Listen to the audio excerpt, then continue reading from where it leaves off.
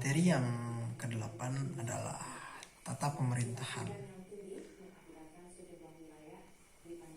Jadi pemenang pemilu membentuk pemerintahan secara mandiri ataupun koalisi. Yang tadi saya sudah katakan, ketika secara mandiri maka orang yang ingin bergabung dengan kabinetnya atau dengan seorang yang menang tersebut menjadi timnya, maka dia harus mendaftarkan diri secara manual, misal seperti itu. Lalu secara koalisi, nah si pemenang dapat bekerja sama dengan partai ataupun dapat menggait lawan dalam pemilihan umum tadi. Semisal yang menang itu nomor 1, nah nomor 2 kalah, dan si nomor 1 bisa menggait nomor 2. Kenapa seperti itu? Agar mereka menjadi satu pemikiran dan tidak ada yang akan mengobrak-abrik atau menggerogoti kepemimpinannya. Lalu ada tugas pemerintahan. Tugas pemerintah pusat. Yang pertama ada pemerintah pusat, ada pemerintah daerah. Yang pertama pemerintah pusat. Pemerintah pusat bertugas menjaga kedaulatan. Jadi kedaulatan, keutuhan sebuah negara. Jadi berdaulat.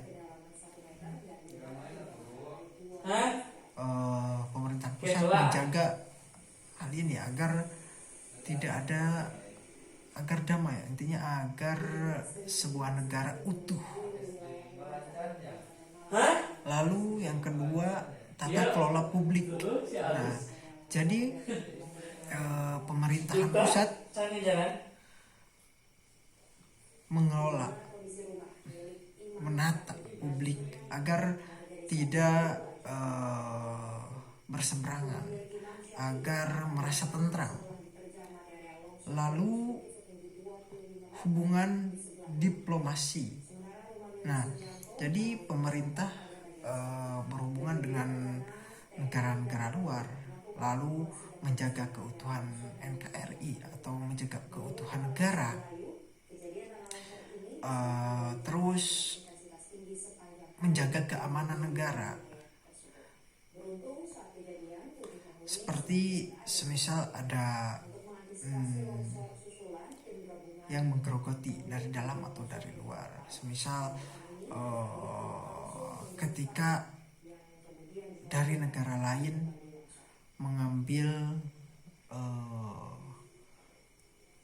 ikan di wilayah Indonesia tanpa izin dari Indonesia, kan itu harus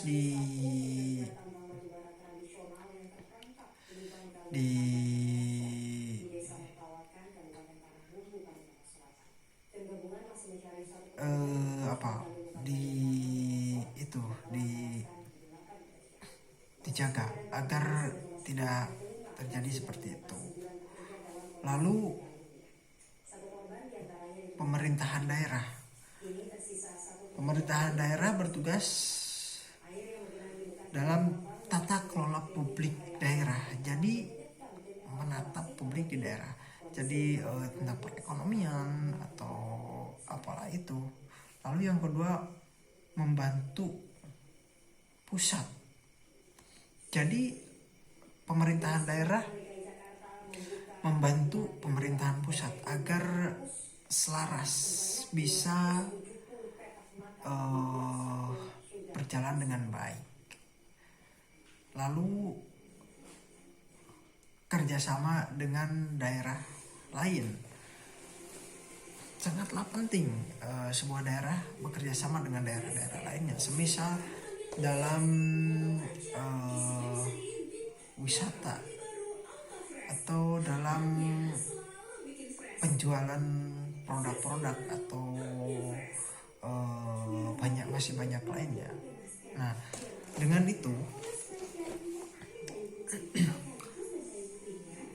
pemerintahan dapat berjalan dengan sesuai dengan apa yang diinginkan.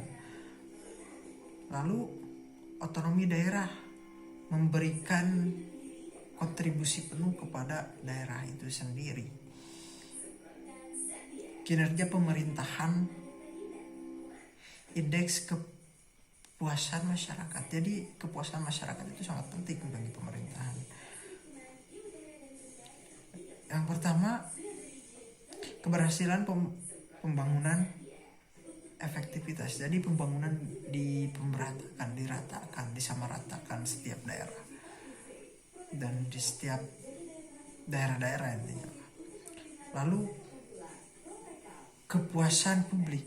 Jadi publik harus merasa puas dengan pemerintahan yang ada.